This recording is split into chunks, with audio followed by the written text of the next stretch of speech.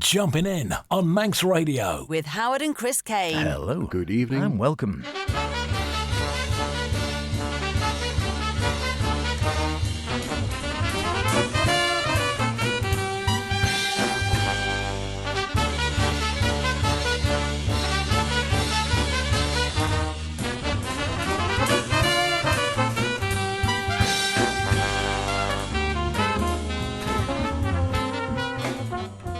And here we go again on a Saturday night here on Manx Radio. It is 9 o'clock. It is Chris and H with you with the best in modern and contemporary sounds from around the globe in the world of jazz. With, of course, Jumpin In.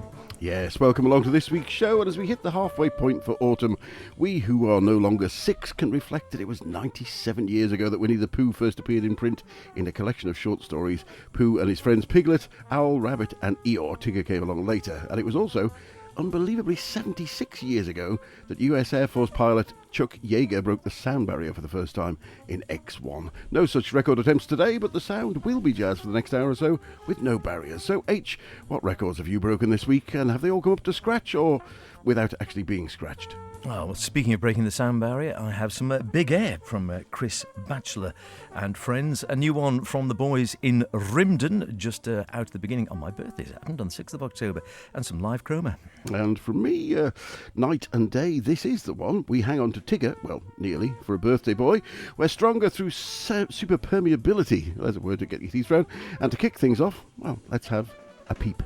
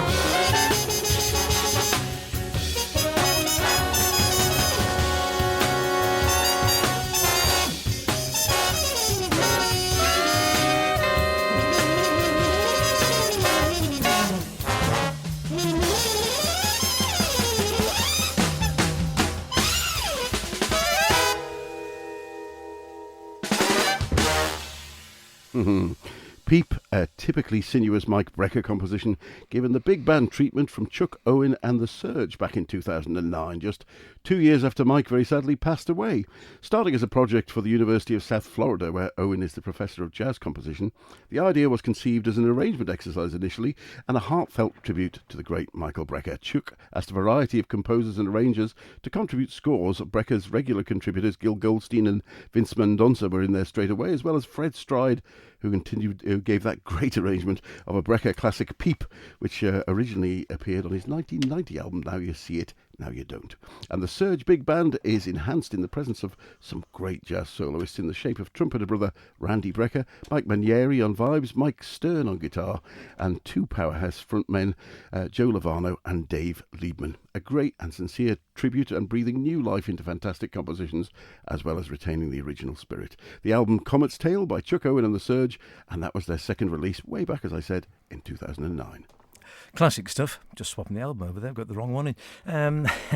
Yeah, very good opener that, and real swinging band, as you say, and great stuff from, quite distinctive from Mike Stern. Like I said, I always listen to a few bars and think it's either Mike Stern or John Scofield, but yeah, Mike Stern, wonderful player and a super chap. We interviewed him once, and he actually held the rest of the band up on the coach so he could have a little chat with us. Really nice guy. And then the interview got stolen, didn't it? Along with the one from... I think it was on minidisc, yeah. And the whole minidisc player got stolen from the baggage on the way back. There we go. How we live and learn, as they say. This one popped out at me when I was thinking of some music the other day. I hadn't played this for a while, actually, and I whacked it on. I thought, this is a really good mix of some... well, all sorts, from some quite free, some good blowing, some quite some mesmeric and sort of fairly minimalist sounding stuff. Chris Batchelor in the company of Steve Buckley, Myra Melford, Orrin Marshall, the wonderful tuba player, and Jim Black on the drums. What sort of sound are they going to make, you ask? Well, an intriguing one. Check this out. Song for the Garlic Cellar.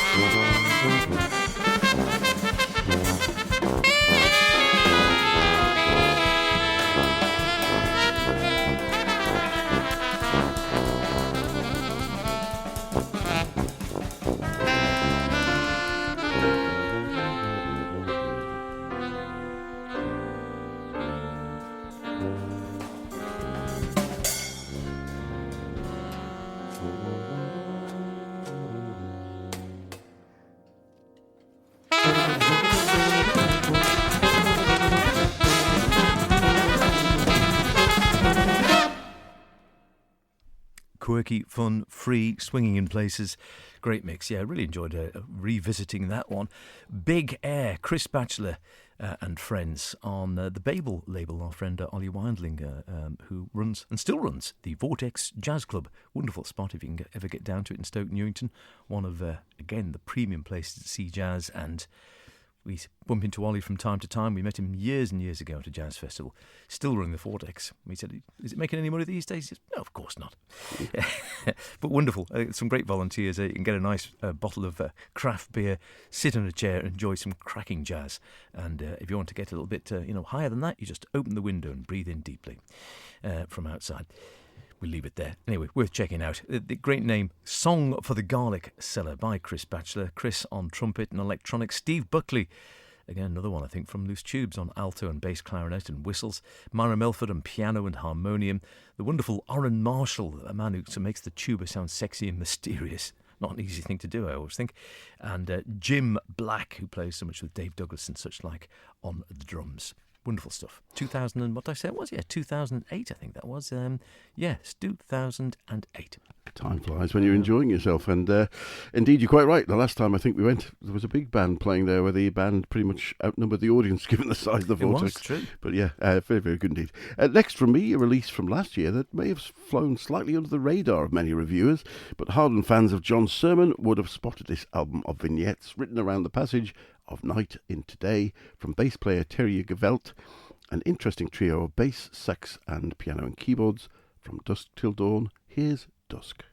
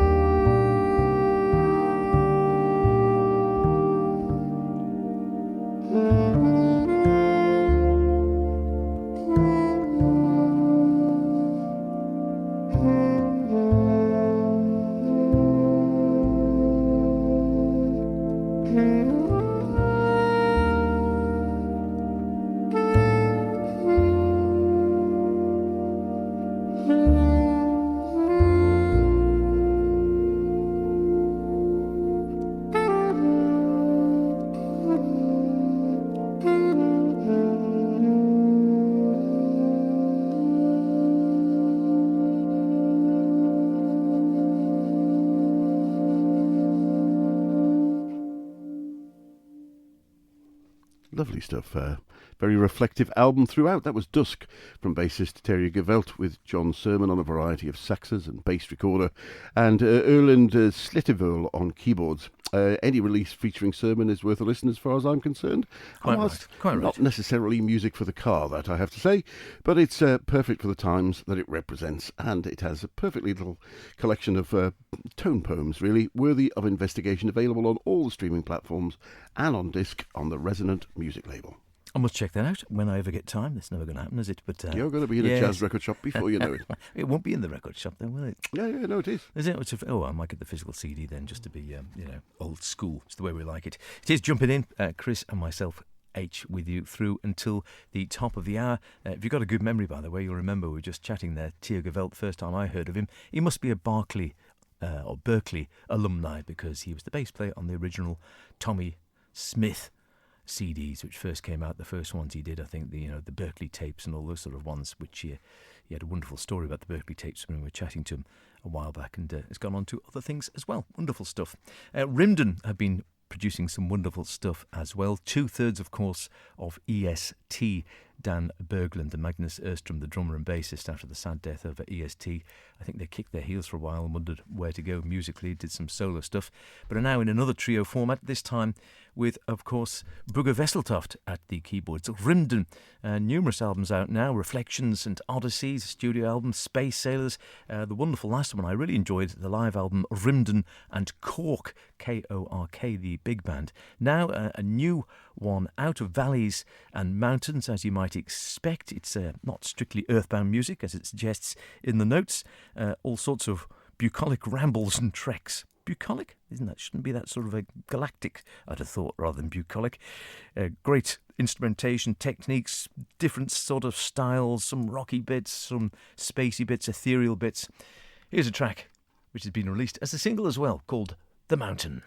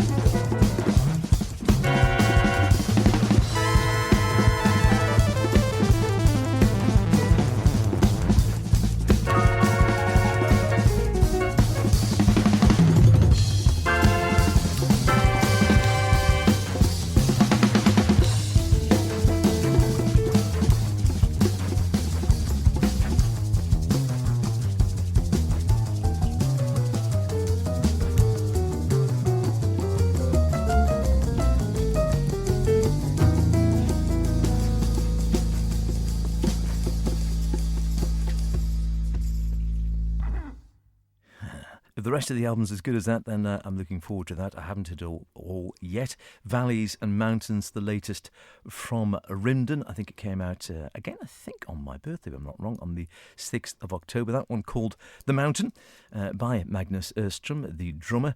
And in the liner notes, I see it says, has a sprightly lightness that echoes Vince Guaraldi. Now, I'd never pick Vince Guaraldi out of that. But I enjoy it much nonetheless. Very good indeed. A great mixture, again, of some of that sort of rocky sound. Dan Bergman on the bass is quite a bit of a rocker, really, and quite grungy and sort of heavy metal at times. He loves getting those sort of grungy, heavy sounds out of his bass and effects as well. Magnus Öström usually surrounds himself with lots of percussion and gongs and toys and such like, and uses them to great effect if you see him live. And Bugge Wesseltoft, again, not averse to sort of tweaking his pianos and such like. Great sound. Enjoying that one. I'm hoping I haven't heard the rest of the album yet. That was just as a single, so I'm looking forward to listening to the rest of that one. If you want to catch them live, you're too late. Well, you're too late in Britain in any case. I noticed one of our, in fact, Jim Johnson, who sent us the link to that, said, I've just caught them for the first time. I'm assuming in London, because they did Saturday the 7th of October with 2 shows at Ronnie's, and then Monday the 9th, they were at the Band on the Wall, which I think is in Manchester. Manchester, indeed it is, run by a good old friend of ours who still broadcasts a fantastic jazz show, The Cutting Edge, with Mike Chadwick. Tune into that too, you'll enjoy it thoroughly. And Rymden, great to catch live, indeed. As you say, he'll rarely have the top of his electric piano and he'll be pushing and tweaking the twines and breaking things at the same time as playing. Really interesting. Weird, wonderful. Next from me, a birthday boy who, were he alive today, would be the ripe old age of 114. Any guesses? 114? Yeah. No. Very sadly, he died of a kidney disease, aged just 47. But boy, did he make the most of those years with Tiger, not Tigger, but Tiger Rag. Here's Art Tatum.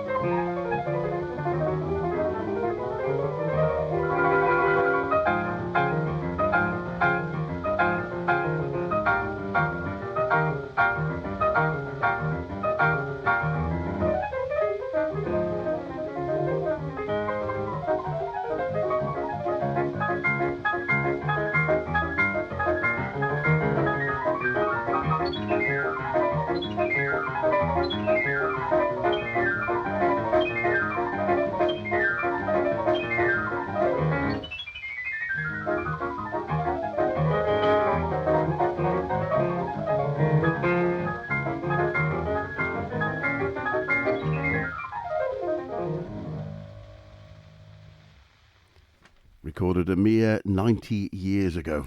It's amazing that we're lucky enough to have so many great recordings of the late, great Art Tatum. Blind from birth, he was largely self-taught, but he did spend some time at the Toledo Music School for the Blind, learning to read Braille music. He was in awe of Fats Waller, but his amazing cascades, I think, far outshone his hero's technique, and he went on to influence virtually every jazz pianist that followed. Perhaps most obviously the young Oscar Peterson, born just 16 years after Tatum. He tells a story that once, when he was a young man and starting to play, his dad played him some art, didn't tell him who it was, and said, look, see if you can learn one half of that duet. And Oscar studied for a while and came back and said, hey, I've got it. And said, okay, I was actually lying to you. It's just one player. So he studied for another month and reckoned he'd got it. And then his dad said, of course, he was blind. Happy birthday, Art. I'm sure you'll continue to inspire many fledgling jazz pianists for years to come. Absolutely. Incredible. Yeah. No, I'm not even going to go there. I can't get my fingers to move that quickly, if nothing else. Heading into Europe for my next one, and the wonderful De Werf label, which you often see, De Werf, DEWERF. A lot of stuff around Belgium and on Brussels Jazz Festival. It's one of the labels you see a lot there, WERF. All sorts of wonderful players on the Brussels circuit, quite often, most of whom do tend to either play around that area. Very rarely seen, if ever, I think, on British shores. And I'm talking about the likes of Mark Patrum, the drummer, and Mano Cabras, the bass player.